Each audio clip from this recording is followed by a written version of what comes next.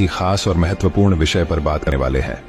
हम बात करने वाले हैं उन 5 बातों की जो बाइबल के अनुसार हमें किसी को नहीं बतानी चाहिए। बाइबल, जो कि हमारे जीवन का मार्गदर्शक है, हमें सिखाती है कि कुछ बातें ऐसी होती हैं जो सिर्फ हमारे और परमेश्वर के बीच रहनी चाहिए। इन बातों को गुप्त रखना न केवल हमारे आध्यात्मिक जीवन के लिए महत्वपूर्ण है, बल्कि हमारे व्यक्तिगत जीवन के लिए भी अत्यंत आवश्यक है।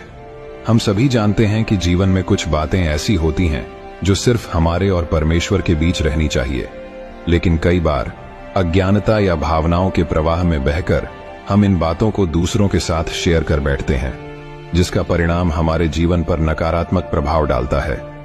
बाइबल हमें सिखाती है कि हमारे जीवन की कुछ बातें इतनी पवित्र और निजी होती हैं कि उन्हें किसी के साथ शेयर करना हमारे और परमेश्वर के बीच के गहरे संबंध को कमजोर करता है। इसीलिए हम इन 5 बातों की चर्चा करेंगे जिन्हें हमें हमेशा गुप्त रखना चाहिए। हम यह भी जानेंगे कि अगर हम ये बातें दूसरों को बताते हैं तो इसके क्या परिणाम हो सकते हैं, और अगर नहीं बताते हैं तो हमें क्या लाभ मिलता है। तो आइए, वीडियो को लाइक कीजिए और वीडियो बिना स्किप किए आखिर तक जरूर देखिए। तो चलिए जानते हैं उन 7 बातों के बारे में जो बाइबल के अनुसार किसी को नहीं बतानी चाहिए। प्रियो, पहली बात जो हमें किसी को नहीं बतानी चाहिए वो है आपकी अपनी प्रार्थनाएं। हाँ प्रियो, प्रार्थना एक बहुत ही व्यक्तिगत और गहरी भावना है जो सीधे आपके दिल से निकलती है और परमेश्वर तक पहुंचती है। आप कैसे प्रार्थना करते हैं, यह आपके और परमेश्वर के बीच का एक पवित्र संवाद है। यह एक ऐसा समय है जब आप अपनी आत्मा की गहराइयों से परमेश्वर से बात करते हैं। कौन से शब्द यूज करते हैं, यह भी आपके और परमेश्वर के बीच की एक निजी बात है। हर शब्द, हर भावना, हर विचार जो आप प्रार्थना में व्यक्त करते हैं वह परमेश्वर के लिए विशेष होता है। कई बार लोग अपनी प्रार्थनाओं को दूसरों के सामने दिखाते हैं, जिससे उनकी पवित्रता चली जाती है। लेकिन याद रखें, सच्ची प्रार्थना वो होती है जो दिल से निकलती है और परमेश्वर तक पहुंचती है, न कि लोगों के कानों तक। यह आपके और परमेश्वर के बीच का एक पवित्र संवाद है। प्रार्थना हमारे और परमेश्वर के बीच का एक निजी संवाद है। जब हम प्रार्थना करते हैं तो हम अपने दिल की गहराइयों से परमेश्वर से बात करते हैं।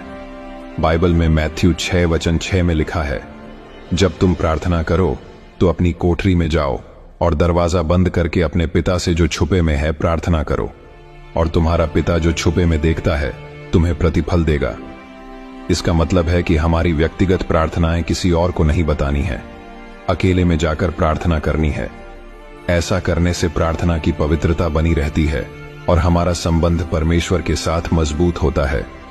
जब आप अपनी व्यक्तिगत प्रार्थनाओं को गुप्त रखते हैं तो आपका विश्वास मजबूत होता है और आप परमेश्वर के साथ एक गहरा संबंध बना सकते हैं।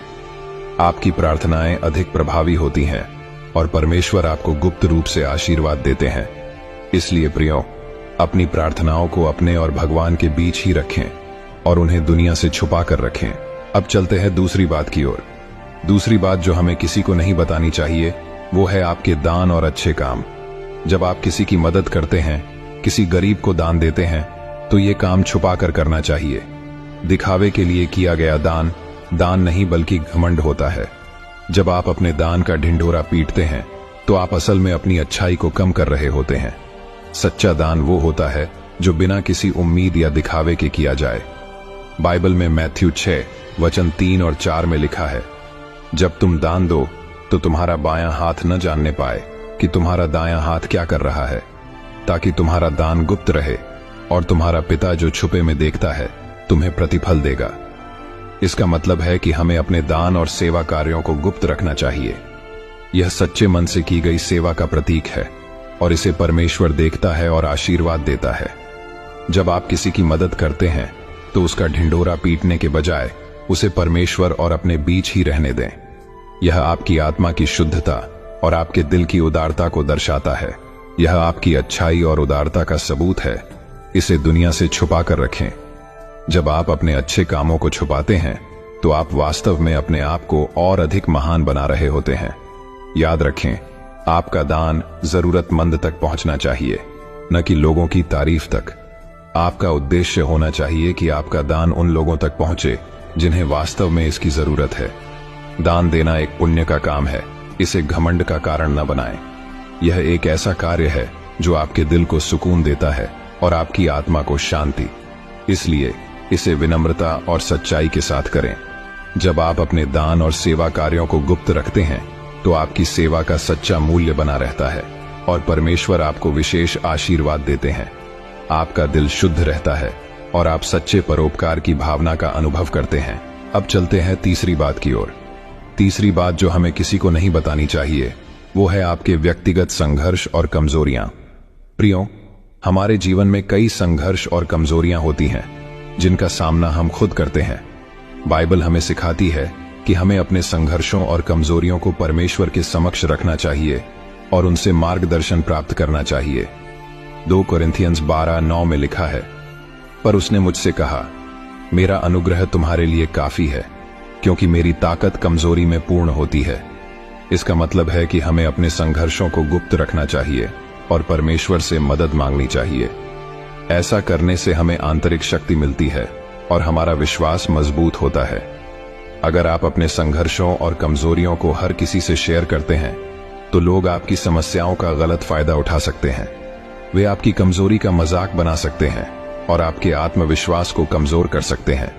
इससे आपका मानसिक और भावनात्मक स्वास्थ्य प्रभावित हो सकता है। जब आप अपने संघर्षों और कमजोरियों को गुप्त रखते हैं तो आप आंतरिक रूप से मजबूत होते हैं और आपका आत्मविश्वास बढ़ता है। आप परमेश्वर के साथ एक गहरा संबंध बना सकते हैं और उनकी मदद और मार्गदर्शन प्राप्त कर सकते हैं। अब चलते हैं चौथी बात की ओर। चौथी बात जो हमें किसी को नहीं बतानी चाहिए वह है अपने सपने और लक्ष्य। आप लाइफ में क्या करना चाहते हैं, आपके लक्ष्य क्या हैं, आपकी इच्छाएं क्या हैं, यह सब आपके दिल में रहना चाहिए जब तक आप उन्हें पूरा न कर लें। अपने सपनों और लक्ष्यों को अपने तक ही सीमित रखें, क्योंकि यह आपको प्रेरित रखता है। जब आप अपने लक्ष्य को दूसरों के साथ शेयर करते हैं तो आप अनजाने में अपने ऊपर एक अतिरिक्त दबाव डालते हैं। अपने लक्ष्य को सबको बताकर आप न केवल बहुत प्रेशर में आ जाते हैं बल्कि दूसरों की नकारात्मक ऊर्जा का भी सामना करते हैं। यह नकारात्मक ऊर्जा आपके आत्मविश्वास को कम करती है और आपके सपनों को पूरा करने में बाधा डाल सकती है। कई बार लोग आपकी सफलता से जलते हैं और आपकी लक्ष्य को जानकर वे आपको नुकसान पहुंचाने की कोशिश कर सकते हैं। यह जलन और ईर्ष्या आपके लक्ष्य को विफल करने के लिए विभिन्न तरीकों से प्रकट हो सकती है। इसलिए अपने लक्ष्य को सीक्रेट रखें और उन्हें तब तक शेयर न करें जब तक आप उन्हें पूरा करने के लिए तैयार न हो जाएं। यह गोपनीयता आपको अपने लक्ष्यों पर ध्यान केंद्रित करने में मदद करेगी और आपको बाहरी हस्तक्षेप से बचाएगी। याद रखें, काम करने से पहले उसके बारे में बात करना सफलता की राह में रुकावट पैदा करता है। जब आप अपने लक्ष्य को गुप्त रखते हैं तो आप अपने आप को उन चुनौतियों और बाधाओं से बचाते हैं जो अन्य लोग आपके रास्ते में डाल सकते हैं। अपने लक्ष्यों को पूरा करने के लिए एक स्पष्ट और केंद्रित दृष्टिकोण बनाए रखें और अपने सपनों को साकार करने के लिए पूरी मेहनत करें। अंत में जब आप अपने लक्ष्यों को प्राप्त कर लेते हैं तो वह खुशी और संतोष अद्वितीय होता है। यह आपकी मेहनत और समर्पण का प्रमाण होता है।